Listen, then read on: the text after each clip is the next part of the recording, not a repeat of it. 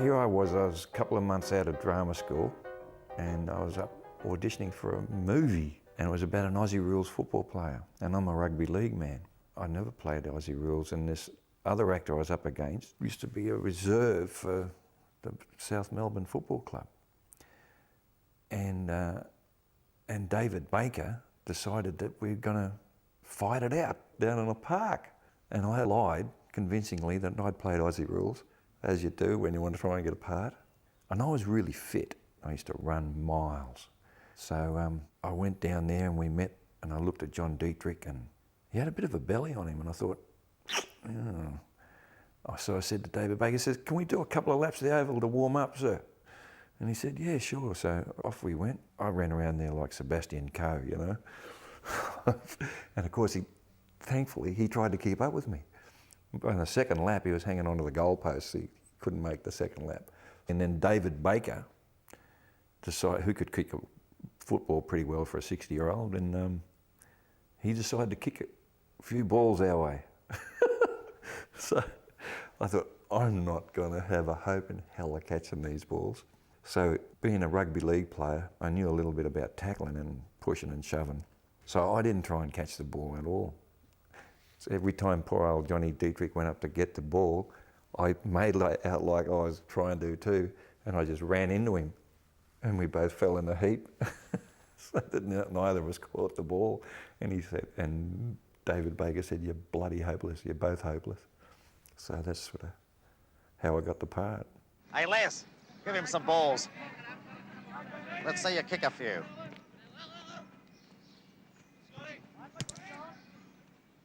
I trained with the Swans, who were South Melbourne in those days. It was like a kindergarten kid, you know, doing high school maths, you know. I was in the wrong place. And I had this uncanny resemblance to this guy, Gary Scott. I finally met him and he looked a lot like me. So we got him to double for me. And so in the wide shots, I'm a pretty good footballer. Here is the story of a nice young fellow. His life and loves. And our great Australian game. Yeah, McCarthy was this country boy, just big, wide-eyed, innocent. Hey, you got anything hard in those overalls? Just the old fella. Boy from the bush with amazing abilities. He lives in a country town where a few of his many mates suspect that his football skills will one day make him... He gets nabbed by the talent scouts and taken into the big city. Like a lolly? And so it's a bit eye-opening for him and a bit frightening for him. All he wants to do is play football and he becomes this extremely efficient football player and a bit of a hero. And it's all a bit too much for him. The name's McCarthy. I play football. Mao Zedong isn't full forward for South Melbourne, I am. But you keep trying to change me into something I'm not. They manipulate him. What if I'm not on the mark? Every man has his price. How do you think we got you from Kyneton? Asking nicely. And he rebels. Take it yourself! The anti-hero comes good in the end. Are we going to show him what's what? No worries. Oh, I love David Baker, the director. He was as mad as a cut snake. And David was one of those people he just didn't give a damn about anybody or anything. And he was legend. I never saw him do it, frankly, but directing in the nude, if it was very, very hot, he'd just take all his clothes off and keep on directing. But he would insult people and laugh and act all the roles out for the actor and then say, well, do what I did. We're doing this scene and it's a comedy. And something funny happens, right? And we do something funny. And we're halfway through a take and he goes, I'm dying, like this, and stomps his feet, just like that. And we say, cut. So he just buggered the tape. He said, oh, I can't help it, so bloody funny. Oh, well, let's go again. He was this huge force of energy, a big, crazy, eccentric guy. If he wanted to take a leak, he just took a leak. Didn't matter where he was, just turn around and okay, carry on. It's kind of funny for a while, and then after a while you go, come on, can we grow up here? And the phone rang, and it was David Baker on the other end of the line. And he says, and you hear beep, beep, beep, and he says, can you box? I said, is that you, David? He says, yes, can you box? I said, yeah, I'm not too bad. He said, good, because Muhammad Ali's coming out here and we're going to put a pair of satin shorts on you and get you in the ring with Muhammad Ali, and if you can't bloody do it, we'll put the satin shorts on Judy Morris and she can bloody do it. He used the F word, but and then hung the phone up and never heard from him again till release a few months later. Never heard about Muhammad Ali. By the end of the movie, he'd just about driven me bonkers. I was only, in my 20s, and he kind of resented that there's this young prick telling him what to do, or trying to. So it was weird, they're saying, David, don't do that, People aren't going to respect you. And he'd look at me and think, like I would come from planet Mars or something. Of course, he was on the planet. I was on planet Earth along with everybody else. He wasn't. He was on planet David. We didn't have an Australian film industry, and everyone wanted to be in a movie.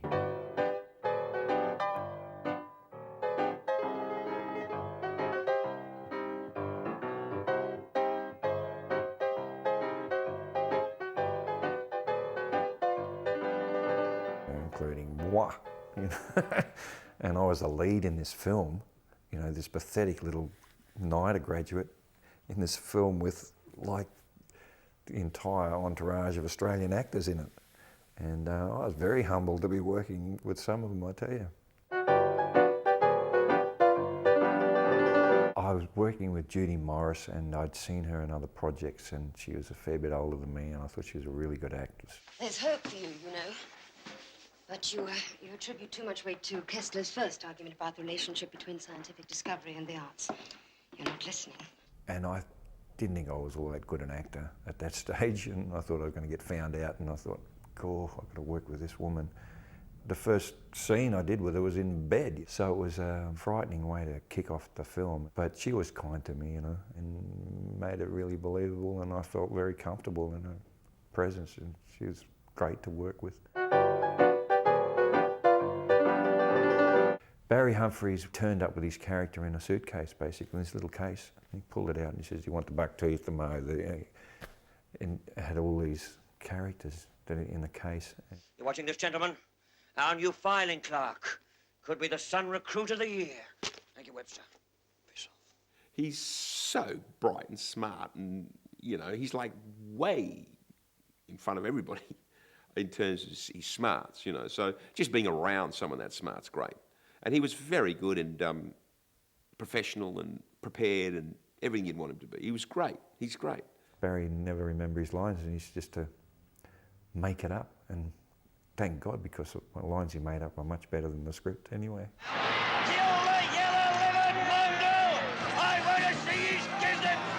You didn't know where you were going with him, but you just sort of hung in there. And when he was drowning in the pool and I stabbed his lilo and he goes in and he says, "I'll have your balls for breakfast, McCarthy." And all of that stuff, that was all ad-libbed. My God, McCarthy, I'll have you on toast for this outrage. I'll have your balls for breakfast. He brought a lot to it. He's a very clever man. Kate Fitzpatrick would have to be the ballsiest actress in Australia. I mean, I don't mean that in a detrimental way. She's just... her firepower is extraordinary. Don't expect me here when you get back! Very large and perfectly cast as this spoilt brat. And do what Daddy says. Well, come round. She takes your breath away with the strength that she's got, especially in that party scene where she smashes plates and makes that huge entrances. Not one red-blooded star! You're a bunch of ass-lickers! Bun boys! Queens! In the hospital scene, she was instructed to grab me by the tool, but not while the take was on, but before the take. I'm going to pretend that I'm in a museum making love to a mummy. And then she put a hand in the pajamas and grabbed me by the stalk, which gave me quite an interesting expression. There I am having these mad sex scenes with Kate Fitzpatrick, and I couldn't really enjoy them because I had this great big leg of plaster, and so did she. It was a choreography of the plaster. Not a lot of fun was had. It looked like a lot more fun. How about side by side? Isn't that how we started? Sandra's probably closest to working with Marilyn Monroe from what I can make out. All you have to do is pay me $5, and we'll be the best of friends. You know, she's a bit ditzy and bit out there. I just want to thank you for an atrocious evening out on Thursday. Thank you. I found it highly amusing. I love working with her because, again, because you didn't know what was going to come your way and it was all pretty new and fresh. Well, why don't you all have a look at the real thing, eh? Look, have a gig at the real thing, look! Leave me alone! She was nowhere near as dumb as she made out she was, and she's pretty turned on, really. John Frawley played my boss, this very frantic, stressed out little yes man. You'll find me a hard man. Here's a procedure sheet. A hard man, but a fair man, who carries the interests of the firm. Here. He had to do that fart scene in the toilet. So there might be a niche for you here at... Well, natured. Yes, it'll mean a lot of things. And he was quite a proper person, and to see him have to do all that sort of thing was sort of strange. And I urge you to do the same. Kerry. Thank Christ for that! Chris Hayward is, he's about 4 years older than me. I'd seen him in plays at the Nimrod Street, and I thought he was fantastic. Order done! A drunk! You are drunk! I am. There's this scene where he's supposed to pee all over the desk, and he was supposed to use a machine. That they showed him the machine and everything. It's supposed to look like he's peeing. He sat in a corner drinking soda water for an eternity and somehow held onto it. The scene's underway and he starts peeing for what felt like half an hour during this take.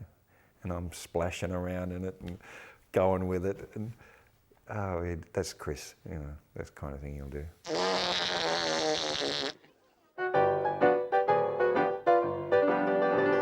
Colin Croft played the advertising executive who directed the commercial. And he was old school theatre, you know, and a radio actor and an old ham. Let me see a nice big yawn.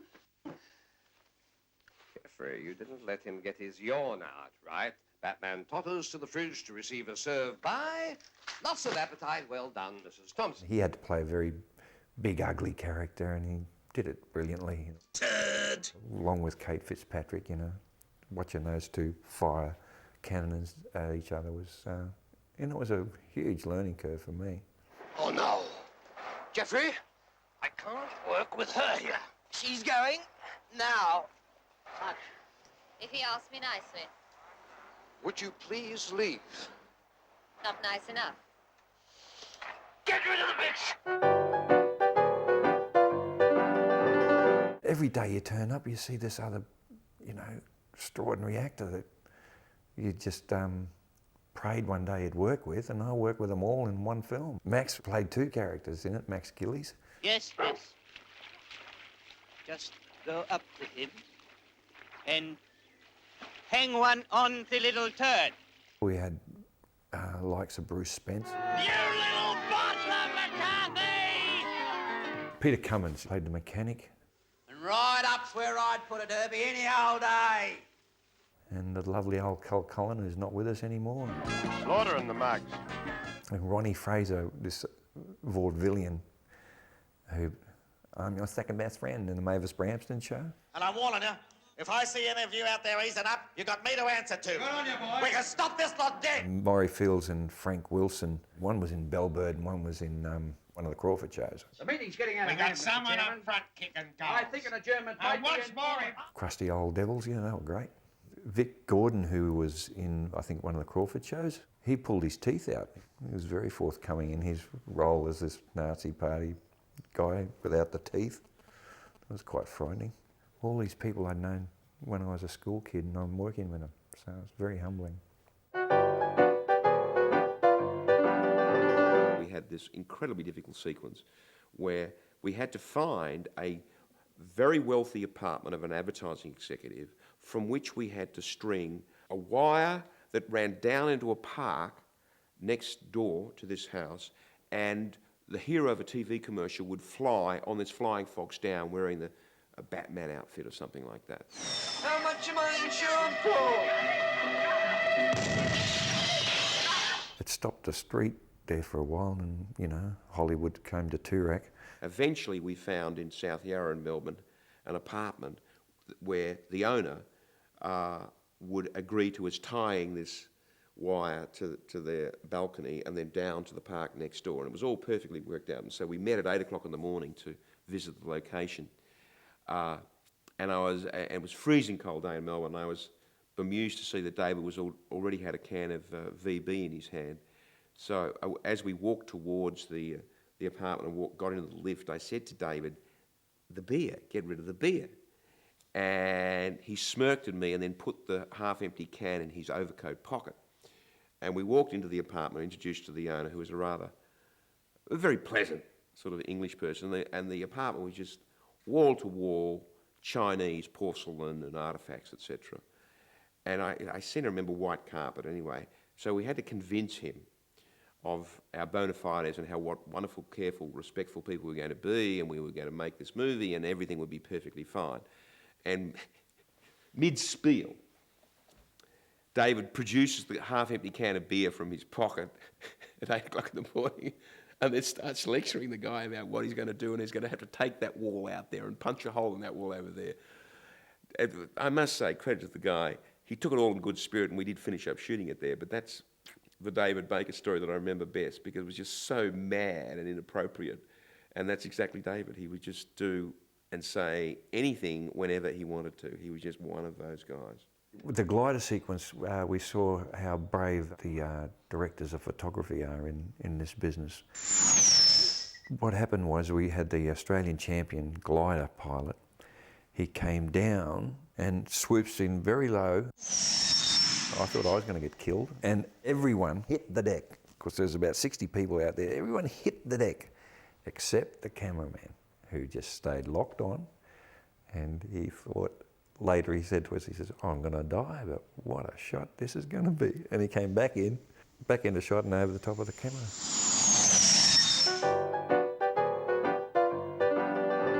I was too young and too naive to know whether it was a good film, a bad film, or indifferent. But looking at it now, it's got about 700 different styles, and I can see how it's a bit disjointed here, there, and everywhere. But it's just a madcap Aussie romp along the lines of Alvin Purple and a lot of those films at that time.